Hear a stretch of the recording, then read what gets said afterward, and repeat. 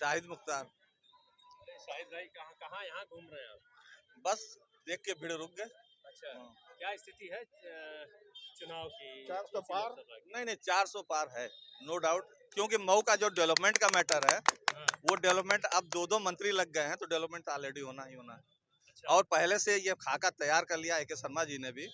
और उससे अच्छी बात ये है कि भाई एक माननीय और आगे कैबिनेट मंत्री हमारे साथ, हाँ, उनके बेटे की बात है। हाँ, तो यहाँ के माइनॉरिटीज को भी हमने ज्यादातर कन्वे करा है हाँ, कि भाई फूल पे दे रहे थे तो तुमको गुनाह लग रहा था, अब तो छड़ी पे देना, फिर से दे दो।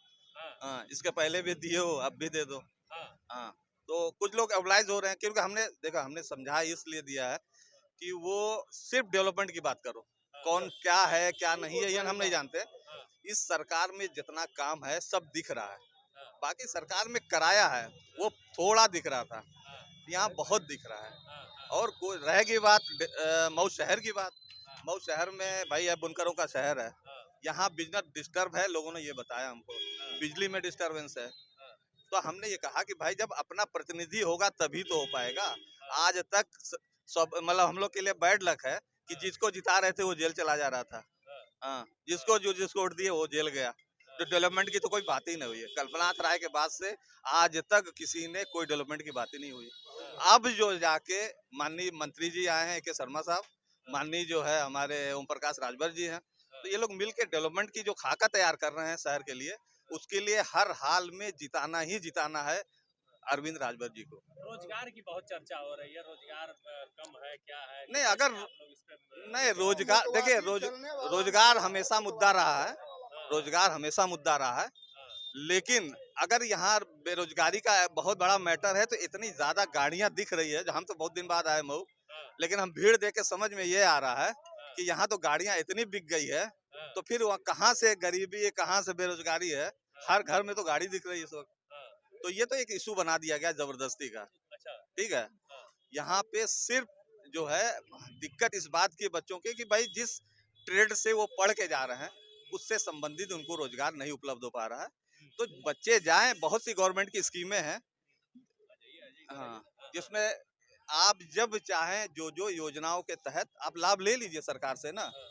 PMEGP ले लीजिए, अपना खुद का काम करिए ना, आप खुद का अपना काम करिए।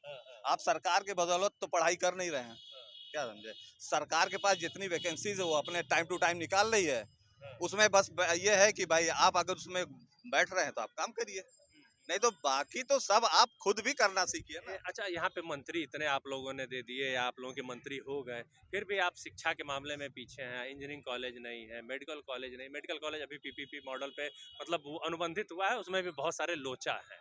तो क्या लगता है कि कहीं ना कहीं हमारे पास जब प्रतिनिधि था ही नहीं तो हमारी बात देगा कौन? भाई हमारे पास कौन था? इसके पहले बसपा से थे, उससे पहले कोई और लोग थे। पूरी मतलब हमारे रूलिंग पार्टी का जब तक प्रतिनिधि नहीं होगा वो डिमांड कैसे करेगा?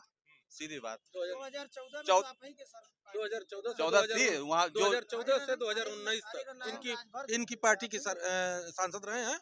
इन्होंने देखिए इन लोगों का एक रटा रटाया पाठ है। ये नहीं अभी पहले कहे गलगोटिया यूनिवर्सिटी या व्हाट्सएप यूनिवर्सिटी के प्रोडक्ट है सारे लोग, और वहां से जो आता है खाका, कोई इन लोगों के पास सरकारी आंकड़ा नहीं है। बिना आंकड़े का उसी व्हाट्सएप यूनिवर्सिटी का ज्ञान ये लोग लोगों को परोसते हैं, और वह परोसते परोसते लोगों के दिमाग में ऐसा लोग भर दिए हैं कि उसके अलावा आप माइनॉरिटी से आते हैं और माइनॉरिटी शहर के ही हैं, तो इन्होंने जो शहर का खाका अगर प्रस्तुत करने का प्रयास किया है कि लोगों को रोजगार, तो वो इनके तो रोजगार आप जानते हैं, उन्हें तो नौकरी नहीं हम चाहिए। लोग अपनी नौकरी नहीं चाहिए, हम लोग तो कारोबारी बुनकर हैं, देखिए, हाँ। आप जो है तो भाई हर टाइम टू टाइम बढ़ेगा नहीं, एक ही टाइम रह जाएगा। नहीं, खर्च नहीं बढ़ता है क्या आदमी का?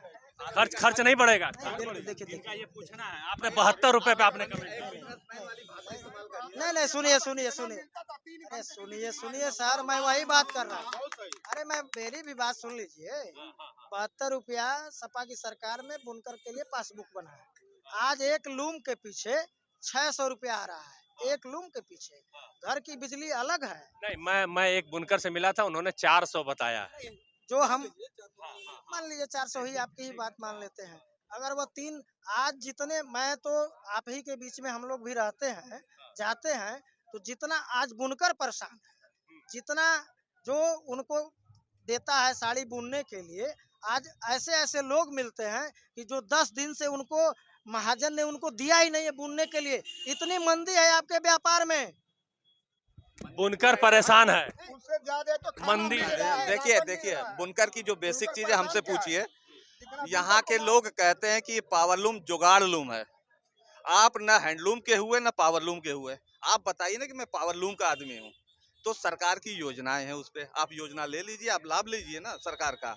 अभी अभी एमएसएमई में वो रजिस्ट्रेशन उद्यम का था, आदमी डर को नहीं करा रहा सरकार। नोटबंदी के बाद एमएसएमई तो सारे खत्म हो गए। मिडिल क्लास के जो रोजगार थे नोटबंदी के बाद, और नोटबंदी के जो आपने प्रधानमंत्री जी ने ये किया कि नक्सलाइट खत्म हो जाएंगे, आतंकवादी खत्म हो जाएंगे, जिस दिन नोट आया उसी दिन बाहर से करेंसी फेंक आ गई। आरबीआई का रिपोर्ट है भैया। और जो बेरोजगारी की बात नहीं, क्यों नहीं, हम ये कह रहे हैं उद्यम का रजिस्ट्रेशन जब हुआ है उससे लाभ ये है कि आपके पैसा डूबेगा नहीं।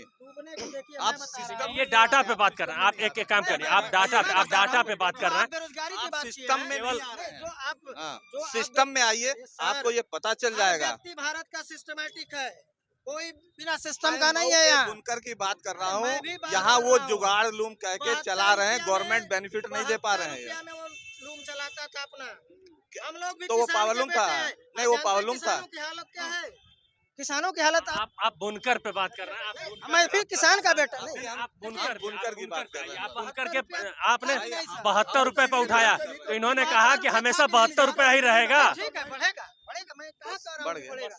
एक लूम का 400 अगर ले रहे हैं और कोई छोटा बुनकर 3 लूम लगाया है, 1200-1500 रुपया आ रहा है। उस साड़ी कितना बिन रहा है?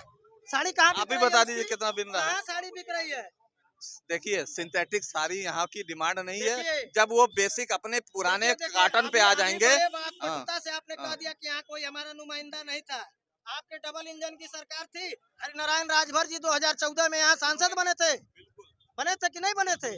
और 17 में सरकार सपा की यहाँ उत्तर प्रदेश में चली गई और 19 तक वह सांसद थे। डबल इंजन की सरकार थी, क्या कर दिए? यहाँ 2-2 काटन मिल। आप बुनकर तो उसमें भी काम करता था, उसमें भी नहीं, बुनकर उसमें नहीं था। अरे भाई 17 में बुनकर यहाँ नहीं। सरकार आ गई, इनकी चली गई अखिलेश की, और बाबा जी आ गए, डबल इंजन की सरकार हो गई। तो देखिए आज जो है ना बुनकरों की स्थिति जो है, क्या बात करेंगे। जो पहले जो बुनकर थे उसी रोजी रोटी में बहुत खुशहाल रहते थे। आज जाके देखिए, आपके शहर में चलिए, आप तो यहाँ के रहने वाले हैं, लेकिन जिस उसके लिए सबसे ज्यादा दोषी यहाँ के चेयरमैन लोग हैं। बताएं, गवर्नमेंट ने बसपा सरकार में एक कॉमन फैसिलिटी सेंटर बनाया था, जो आज तैयब पाल की इंडस्ट्री बना के चला रहा है। वो गवर्नमेंट बुनकरों के लिए सुविधा केंद्र बना के दिया गया है। जब उनके अपने खुद रहनुमा चोर हैं, तो फिर दूसरे का क्या रोना आप सुना रहे हैं। एक देखिए, आज 1,26 लाख रुपया सरकार ने दिया, जिसमें 90% सब्सिडी थी, जो तैयब पालकी आज पालकी ब्रांड बना के चला रहे हैं। वो नहीं, वो बुनकर के उत्थान का पैसा था, क्या समझे, उस पे जज कर लीजिए। मैं नहीं कह रहा हूँ, बुनकर की बात कर रहा हूँ। बुनकर के लिए जब वो बजट दिया गया तो क्यों नहीं इस्तेमाल किया गया? वो भी तो सपा के आदमी थे, क्यों वो गलत क्यों कर दिए? फिर सपा का थे ना, बसपा में भी रहे, तैयब तो थे ना, बताइए। देखिए, चाहे बुनकरों का सवाल हो, जब सरकार वहाँ से नीति आज शर्मा जी आए हैं, ऊर्जा मंत्री हैं, तो उनको फैसिलिटी देनी चाहिए।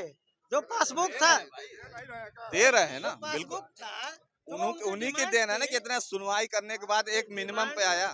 कई बार बुनकर जाके लखनऊ में, और बुनकरों की टीम पूरी गई है। हाँ, वो डेलीगेशन गया। मैं टांडा गया था, हाँ। मैं टांडा भी देखा हूँ। जितना बुरा हाल बुनकरों का वहाँ है, वहाँ तो आपके यहाँ से एकदम गरीब बुनकर हैं, उनके पास कुछ है ही नहीं। वो जाके बड़े बड़े सेठों के क्या कारखाने में तकनीकी काम करते कारण हैं। है, इनको तकनीकी कारण बताइए। नहीं, बुनकरों का देखिए ऐसा तकनीकी के हम मेन बता दें कि बुनकर की जब डिमांड की बात आई है, तो उन्होंने सरकार के सामने एक पेशकश रखा कि ये जुगाड़ लूम चला रहे हैं। जुगाड़ के लिए कोई नीति नहीं है। या तो आप कहिए कि मैं पूर्णतः हैंडलूम का बुनकर हूँ, या पूर्णतः मैं जो पावरलूम का बुनकर हूँ। इन दोनों की अलग अलग पॉलिसी है। इन दोनों पॉलिसी से बुनकर अगर लाभ लेना चाहते हैं तो क्यों नहीं ले रहे हैं? हमारा विषय ये होना चाहिए कि क्यों नहीं ले रहे हैं। हम ज्यादा जोड़ के उनको सरकार की उस योजनाओं का लाभ दें। इसके लिए जो भी प्रतिनिधित्व किया जिसने ने, कोई के पास कोई नॉलेज नहीं, वो गवर्नमेंट की किसी योजनाओं पे कोई डिस्कस नहीं हो रही है।